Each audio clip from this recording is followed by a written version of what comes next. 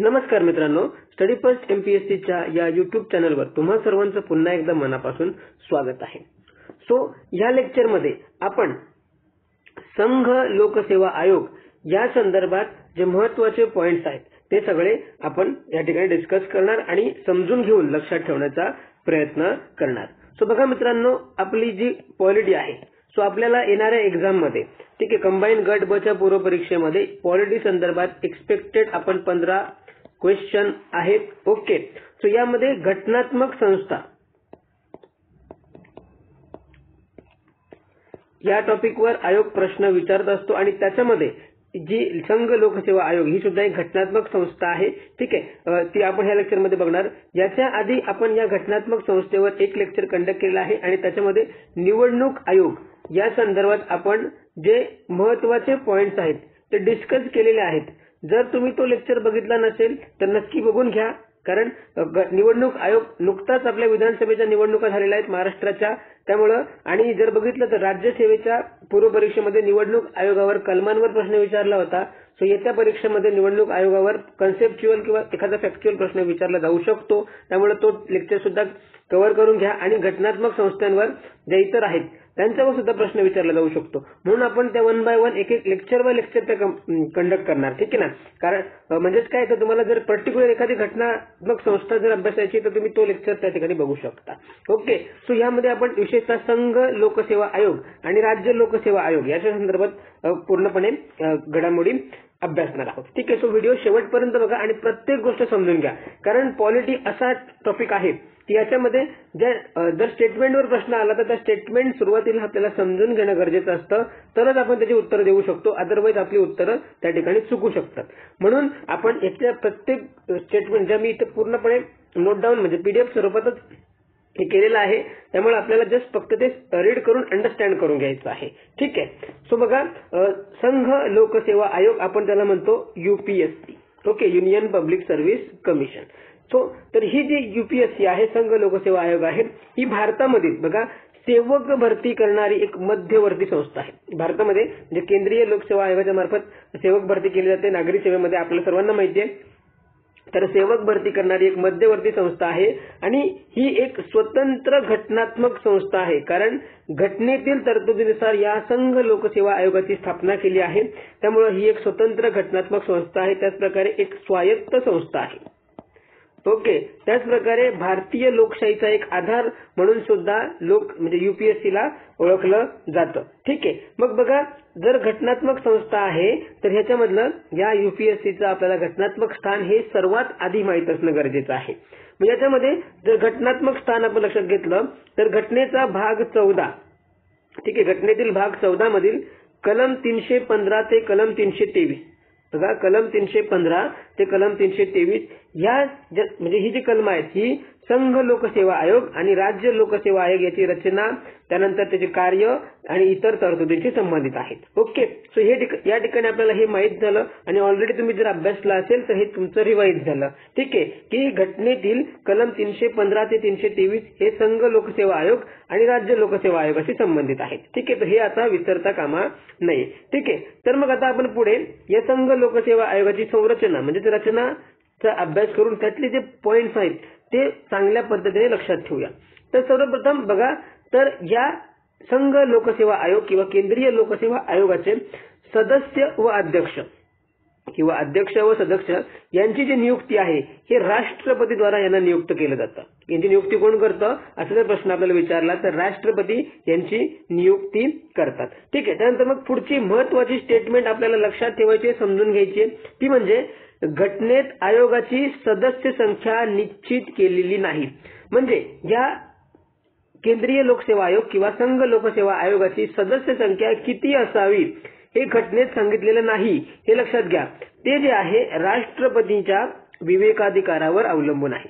राष्ट्रपतीच्या विवेकाधिकारावर अवलंबून आहे म्हणजेच काय, तर सदस्य संख्या राष्ट्रपती ठरवतो, म्हणजेच केंद्रीय जे मंत्रिमंडळ आहे ते ही सदस्य संख्या ठरवतो, हे लक्षात घ्यायचं, कारण राष्ट्रपती मंत्रिमंडळाच्या सल्ल्यानुसार कार्य करतो। मग बघा, साधारणपणे आयोगात एक अध्यक्ष व 9 ते 11 सदस्य असतात। साधारणपणे एक अध्यक्ष असतो आणि 9 ते 11 इतके सदस्य असतात, हे आपण लक्षात घ्यायचं।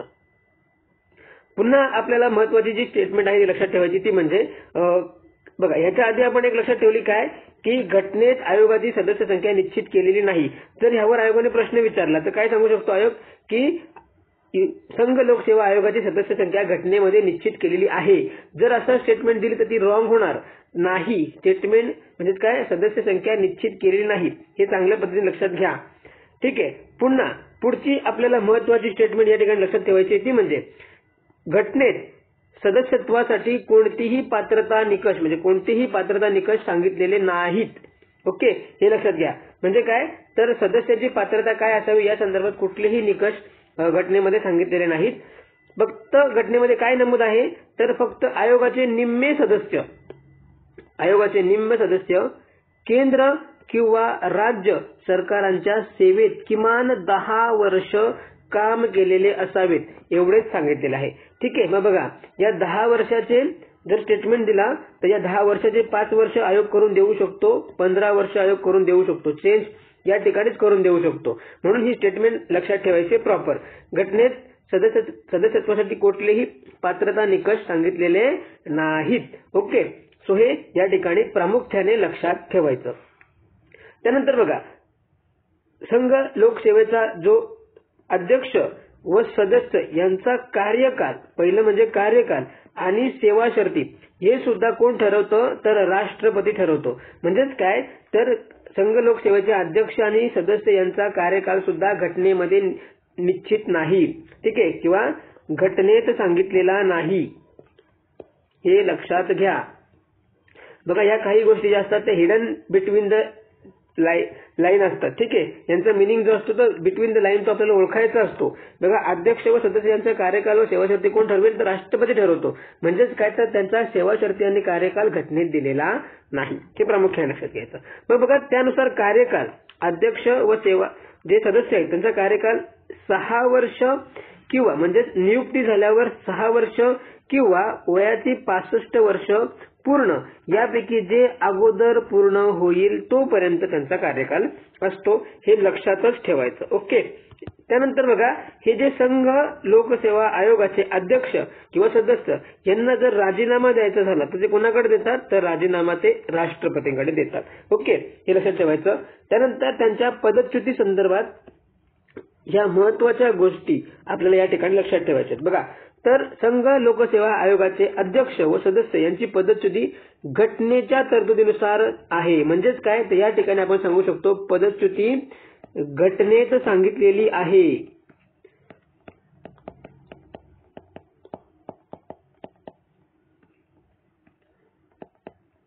बघा, तर संघ लोकसेवा आयोगाचे अध्यक्ष आणि सदस्य यांच्या पदच्युतीची तरतूद घटनेत सांगितलेली आहे, हे लक्षात ठेवा.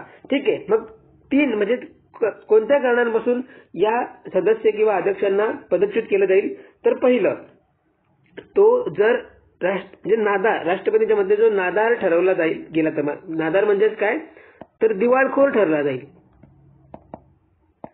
जर तो दिवाळखोर ठरला तर त्याला पदच्युत करता येऊ शकतं. त्यानंतर त्याच्या कार्यकालामध्ये त्याच्या कार्याव्यतिरिक्त त्याने पैशासाठी इतरत्र नोकरी स्वीकारली तर त्याला राष्ट्रपती पदच्युत करतील. ओके.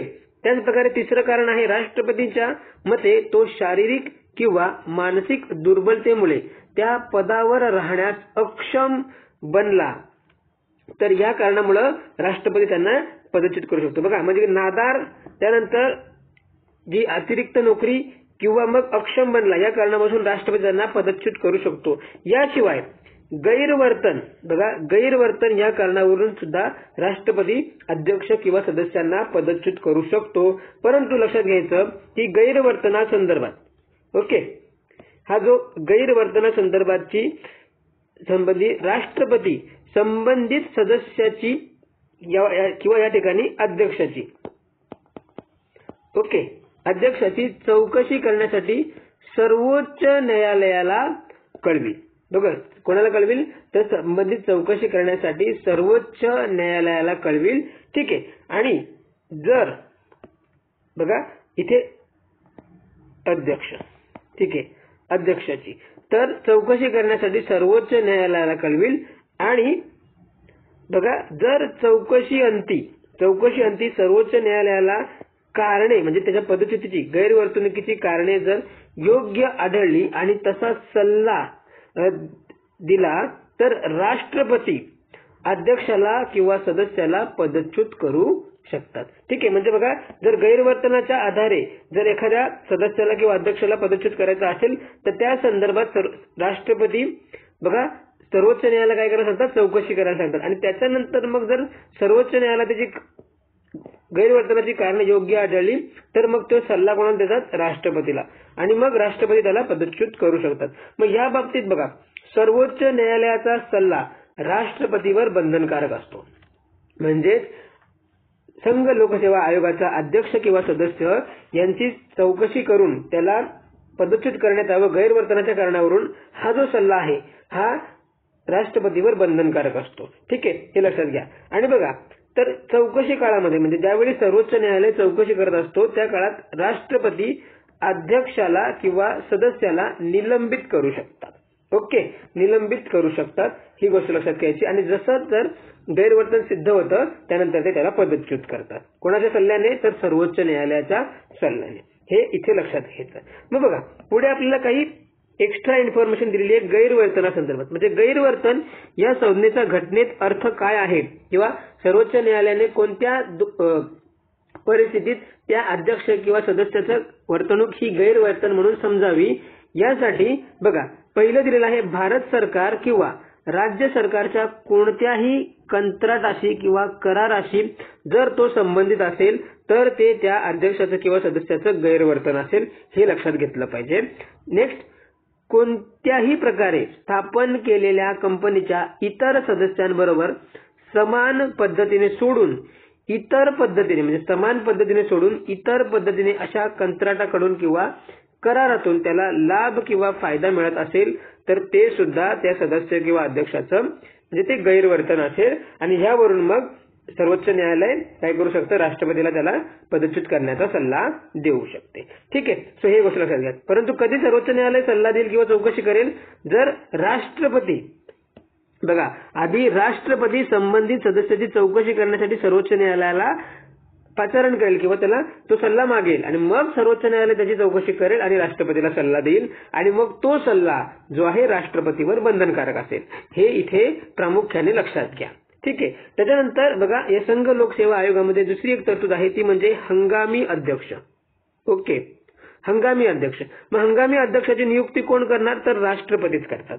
हंगामी अध्यक्षाची नियुक्ती कोण करतात, राष्ट्रपती करतात. पण का राष्ट्रपती या हंगामी अध्यक्षाची नियुक्ती करणार, तर या दोन परिस्थितीमध्ये म्हणजे त्यावेळी जर दोन परिस्थिती उद्भवल्या दोनपैकी एक, तर मग राष्ट्रपती हंगामी अध्यक्षाची नियुक्ती करतात. पहिलं म्हणजे जेव्हा अध्यक्षपद रिक्त होते, म्हणजेच काय, तर जर अध्यक्ष राजीनामा देतो किंवा अध्यक्षाला पदच्युत केलं जातं किंवा मग त्याचा कार्यकाळ संपल्यानंतर बरोबर अध्यक्षपद रिक्त होतं, हे लक्षात घ्या. त्यावेळी मग हंगामी अध्यक्षाची नियुक्ती राष्ट्रपती करतो.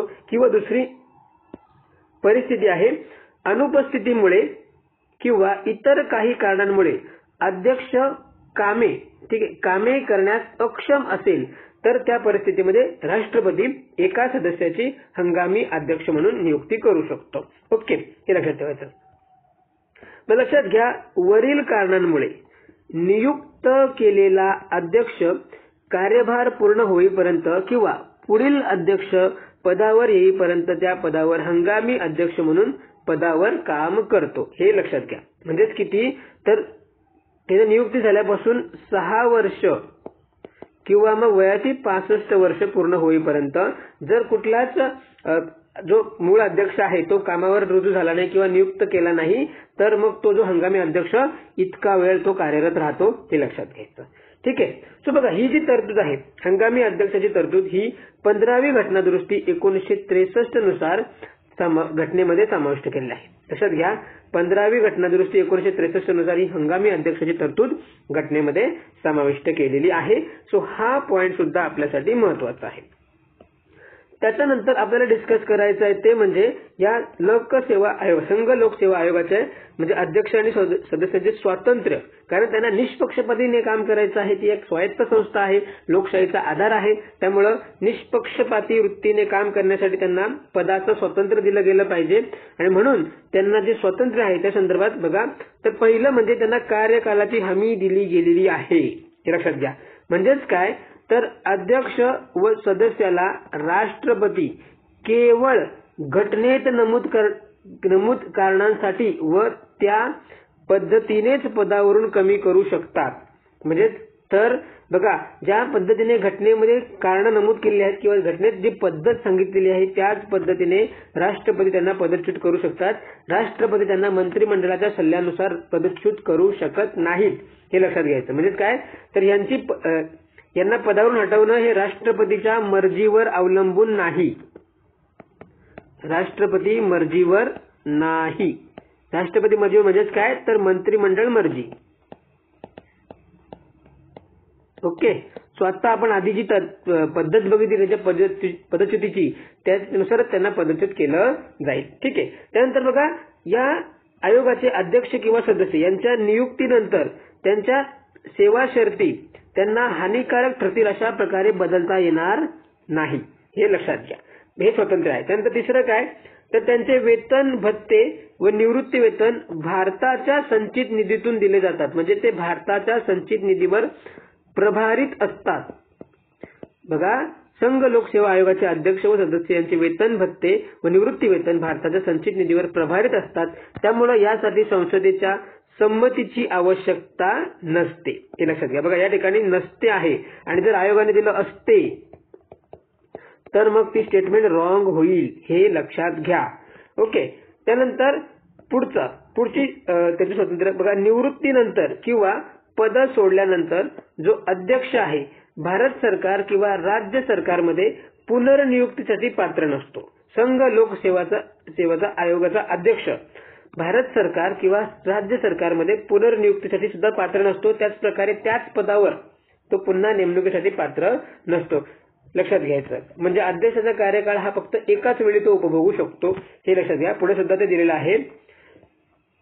त्यानंतर लक्षात घ्या, निवृत्तीनंतर किंवा पद सोडल्यानंतर सदस्य म्हणजे संघ लोकसेवा आयोगाचा सदस्य हा संघ लोकसेवा आयोगाचा अध्यक्ष किंवा राज्य लोकसेवा आयोगाच्या अध्यक्ष पदासाठी पात्र असतो. परंतु भारत सरकार किंवा राज्य सरकारमध्ये इतर पदावर पुनर्नियुक्तीसाठी तो पात्र नसतो, हे लक्षात घ्या. म्हणजे जर बघा, आता या ठिकाणी दोन कन्सेप्ट तयार होतात. एक म्हणजे अध्यक्ष. ओके. अध्यक्ष हा एकदा का तो संघ लोकसेवा आयोगाचा अध्यक्ष होऊन निवृत्त झाला की त्याचा म्हणजे तो पुन्हा त्या संघ लोकसेवा आयोगाच्या कुठल्याच पदावर पुनर्नियुक्तीसाठी पात्र नसतो. हे या ठिकाणी दिलं बघा, अध्यक्ष किंवा सदस्य पहिला कार्यकाल संपल्यानंतर पुनर्नियुक्तीसाठी म्हणजे दुसऱ्या कार्यकालासाठी पात्र नसतो. म्हणजे तो पुन्हा अध्यक्ष होऊ शकत नाही किंवा तो त्याचा मग संघ लोकसेवा आयोगाशी कुठलाही संबंध राहत नाही. आणि सदस्य संघ लोकसेवा आयोगाचा जो सदस्य असतो तो सुद्धा बघा, संघ म्हणजे जर निवृत्त झाला तर तो पुन्हा संघ लोकसेवा आयोगाचा सदस्य होण्यासाठी पात्र नसतो. तो फक्त या यूपीएससी म्हणजे संघ लोकसेवा आयोगाचा अध्यक्ष होण्यासाठी पात्र असतो, फक्त अध्यक्ष होऊ शकतो. या व्यतिरिक्त अध्यक्ष म्हणजे सदस्य हा भारत सरकारच्या इतर कोणत्याही नोकरीमध्ये पुनर्नियुक्तीसाठी पात्र नसतात. हे त्यांना त्यांच्या पदाच्या स्वातंत्र्यासाठी हे नमूद केलं आहे. बघा, हे लक्षात ठेवा, हे खूप महत्वाचं आहे. आयोग यामध्ये आपल्याला ट्रिकीमध्ये फसवू शकतो. त्यानंतर या संघ लोकसेवा आयोगाचे कार्य काय, तर पहिलं अखिल भारतीय सेवा, संघ सेवा किंवा संघ शासित प्रदेशांच्या सेवा यातील नियुक्तीसाठी परीक्षा घेणे. त्यानंतर पुढचं कार्य लक्षात घ्यायचं महत्वाचं ते म्हणजे 2 किंवा अधिक राज्यांनी विनंती केल्यास विशेष अर्हता असलेल्या उमेदवारांची त्या राज्यांसाठी आवश्यकता असलेल्या सेवांमध्ये संयुक्त भरतीसाठी योजना आखणे व ती अंमलात आणणे, हे दुसरं कार्य. आणि तिसरं कार्य राज्यपालाच्या विनंतीवरून आणि भारताच्या राष्ट्रपतीच्या मंजुरीनंतर आयोग राज्याच्या सर्व किंवा काही आवश्यक गरजा पूर्ण करू शकतो. ठीक आहे. या ठिकाणी बघा 2 किंवा अधिक राज्यांच्या विनंतीवरून तो काय करू शकतो, त्याचं कार्य काय, आणि राज्यपालाच्या विनंतीवरून कार्य काय, हे दोन्ही गोष्टी इथे प्रॉपरली लक्षात ठेवायच्या. यावर आयोग आपल्याला काय करू शकतो, कन्फ्यूज करून एक्झाम म्हणजे स्टेटमेंट विचारू शकतो. ठीक आहे. तर हे झालं सर्व ज्या गोष्टी आपण म्हणजे संघ लोकसेवा आयोगासंदर्भात जेवढ्या गोष्टी आपल्याला समजून घ्यायच्या होत्या, लक्षात ठेवायच्या त्या आपण इथे बघितल्या. त्यानंतर पुढचा टॉपिक म्हणजे तोच आहे की राज्य लोकसेवा आयोग. ओके. सो बघा, तर राज्य लोकसेवा आयोगाचं घटनात्मक स्थान सुद्धा तेच आहे. भाग 14 मधील कलम 315 ते 323 याच्यामध्ये राज्य लोकसेवा आयोगाच्या तरतुदी दिलेल्या आहेत, हे लक्षात घ्या. ठीक आहे. मग ज्याप्रमाणे संघ लोकसेवा आयोग किंवा केंद्रीय लोकसेवा आयोग केंद्राच्या ठिकाणी संपूर्ण भारतासाठी ज्या सेवक भरतीसाठी कार्य करते, त्याच पद्धतीने जी राज्य लोकसेवा आहे पर्टिक्युलर राज्यासाठी, फॉर एक्झाम्पल जर आपण महाराष्ट्र बघितला तर महाराष्ट्रामध्ये Maharashtra public service commission MPSC ही काय करते, तर राज्यातील सेवक भरतीसाठी एक मध्यवर्ती संस्था आहे, हे लक्षात घ्यायचं. ठीक आहे. मग आता ह्या राज्य लोकसेवा आयोगाची रचना जर आपण बघितली तर जवळजवळ यांच्या तरतुदी सेम आहेत, फक्त थोडाफार जो फरक आहे तो म्हणजे काय, तर राज्य लोकसेवा आयोगाचे सदस्य व अध्यक्ष यांची नियुक्ती राज्यपालाद्वारा, म्हणजे यांची नियुक्ती कोण करते, राज्यपाल. ओके, हे लक्षात ठेवायचं. त्यानंतर आपण हा पॉईंट पुन्हा बघितला की घटनेत राज्य लोकसेवा आयोगाची सदस्य संख्या निश्चित केलेली नाही, ती राज्यपालाच्या विवेकाधिकारावर असते. जर आपण संघ लोकसेवा आयोग जर बघितला तर त्या ठिकाणी राष्ट्रपतीचा संबंध येतो आणि राज्य लोकसेवा आयोग ठिकाणी राज्यपालाचा संबंध येतो, हे लक्षात घ्यायचं.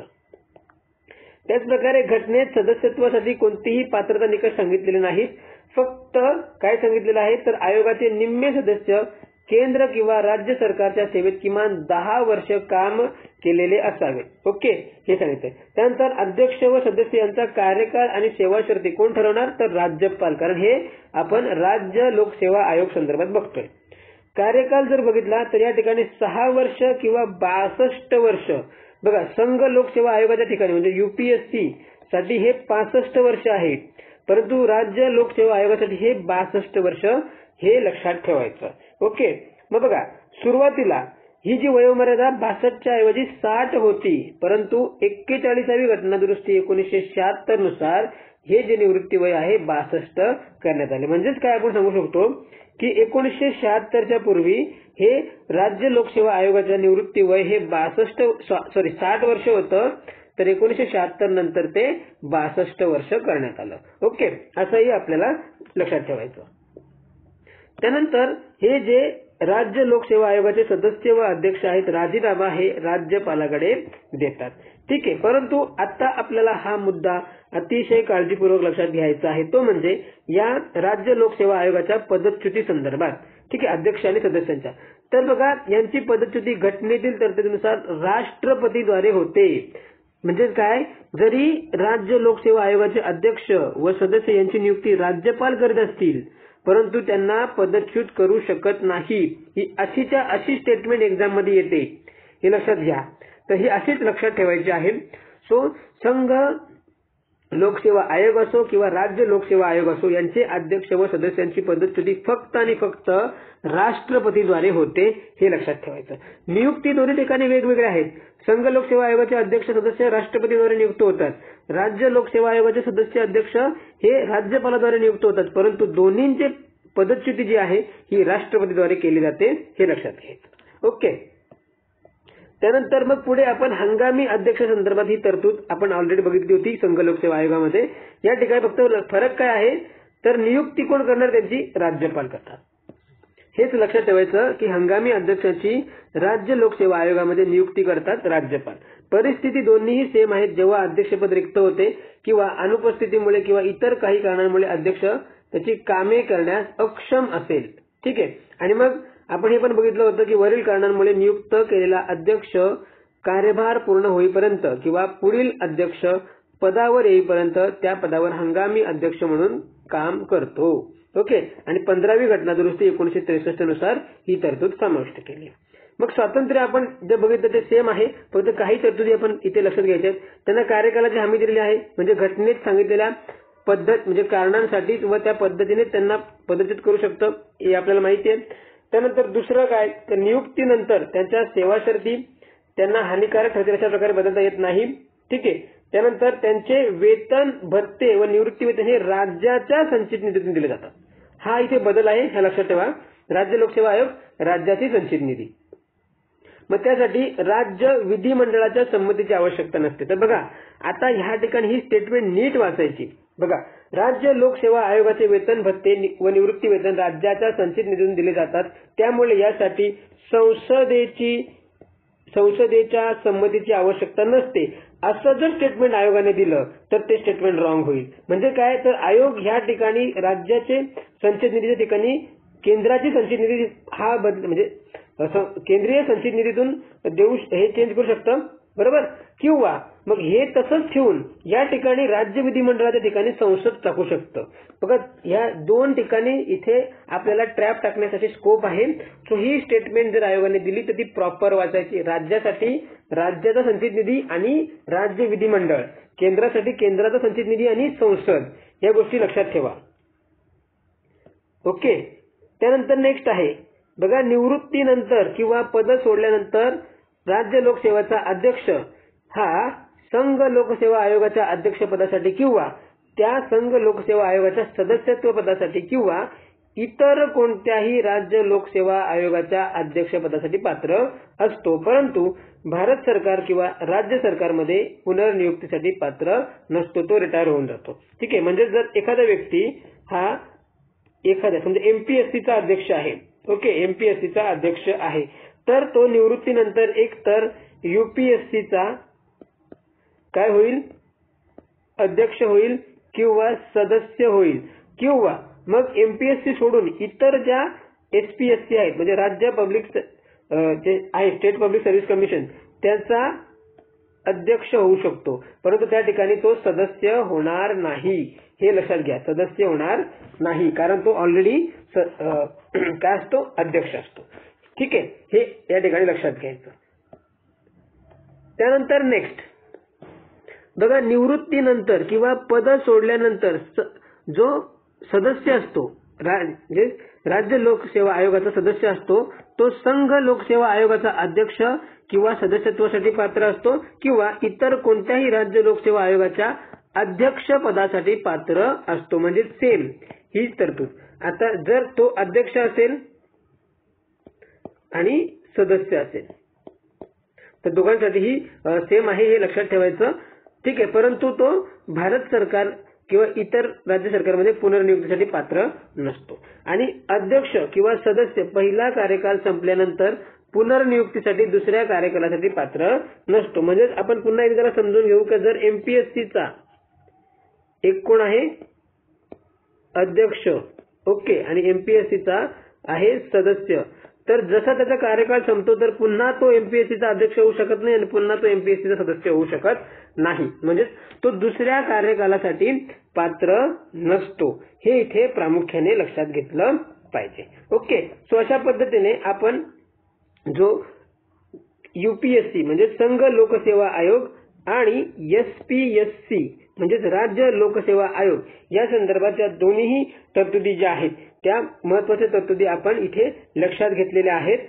सो या जेवढे जे पॉइंट्स आपण त्या ठिकाणी डिस्कस केले ते पूर्णपणे चांगल्यापणे समजून घ्यायचे, वारंवार रिवाइज करून लक्षात ठेवायचे. जर स्टेटमेंटवर प्रश्न आला तर आयोग फसवू शकतो आपल्याला, म्हणून ते आपण फसायचं नाही. ओके. आणि त्यानंतर बघा ह्या जी कलम आहेत, कलम 315 ते कलम 323 या संदर्भात जेवढ्या पण तरतुदी आहेत त्या पूर्णपणे लक्षात ठेवायच्या आहेत. ओके. तर शॉर्ट मध्ये आपण फक्त ती कलमांचा इथे फक्त रिव्हिजन करूया शॉर्ट रिव्हिजन मध्ये. म्हणजे बघा कलम 315 काय सांगतोय, तर कलम 315 मध्ये लक्षात ठेवायचं फक्त यूपीएससी व यूपीएससी प्लस एसपीएससी म्हणजेच काय, तर कलम 315 मध्ये संघ लोकसेवा आयोगाच्या तरतुदी आणि राज्य लोकसेवा आयोग संदर्भात तरतुदी दिलेल्या आहेत, त्याची रचना, कार्य वगैरे. त्यानंतर कलम 316 काय म्हणतो, तर सदस्यांची नियुक्ती. बघा सदस्यांची जी नियुक्ती आहे ही म्हणजे यूपीएससी किंवा एसपीएससी यांच्या सदस्यांची नियुक्ती ही घटनेतील कलम 316 नुसार केली जाते.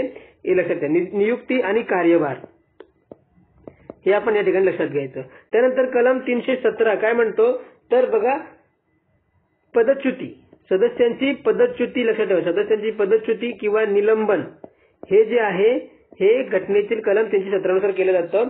त्यानंतर कलम 318 काय म्हणतो तर बघा त्यांचा कार्यकाळ संपल्यावर इतर पद स्वीकारण्यासाठी बंदी.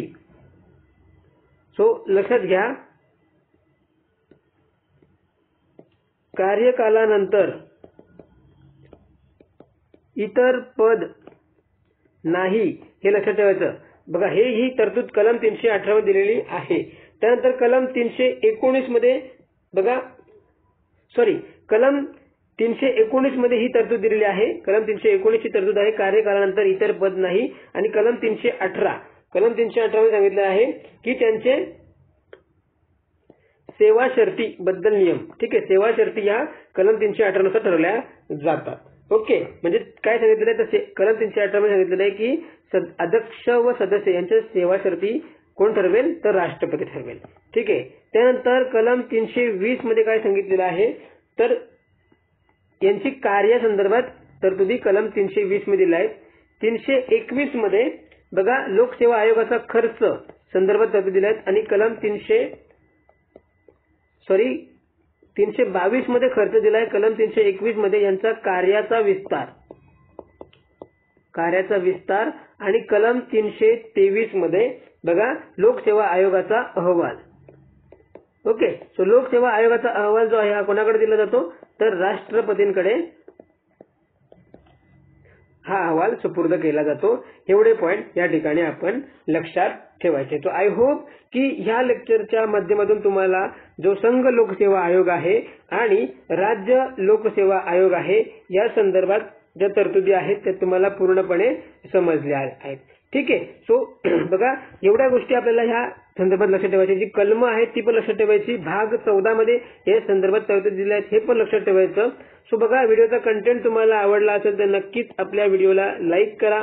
त्याचप्रकारे तुमच्या ज्या प्रतिक्रिया असणार आहेत, तुम्हाला ही लेक्चर मधून हा डेटा तुम्हाला समजला आहे का किंवा तुमच्या अभ्यासामध्ये आपल्या लेक्चर सिरीजची हेल्प होते का, नक्की मला कमेंटद्वारे कळवा. आणि जास्तीत जास्त आपले हे व्हिडिओ आपल्या चॅनलला शेअर करा जेणेकरून जास्तीत जास्त विद्यार्थ्यांपर्यंत आपला हा व्हिडिओ पोहोचेल, त्यांना सुद्धा या गोष्टी माहिती होतील किंवा रिव्हिजन मध्ये त्यांना मदत होईल. ठीक आहे, आणि आतापर्यंत तुम्ही आपल्या स्टडी फर्स्ट MPSCच्या युट्यूब चॅनलला सबस्क्राईब केलं नसेल तर नक्की सबस्क्राईब करून घ्या आणि बेल आयकॉनला हिट करा जेणेकरून जे पण आपल्या लेक्चरच्या नोटिफिकेशन असतील तुम्हाला त्वरित मिळतील आणि तुम्ही ते लेक्चर करू शकता. त्याचप्रकारे बघा ह्या लेक्चरची म्हणजे ही जी PDF आहे की तुम्हाला हवी असेल तर तुम्ही आपल्या स्टडी फर्स्ट MPSCच्या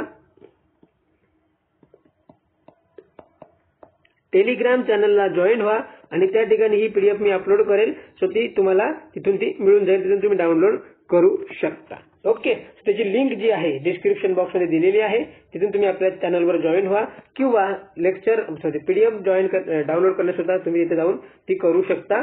ठीक आहे, सो या ठिकाणी आपण थांबतोय. नेक्स्ट लेक्चरमध्ये पुढची जी आपण घटनात्मक संस्कृतीचा आढावा घेऊया अशाच पद्धतीने. तोपर्यंत थँक्यू व्हेरी मच.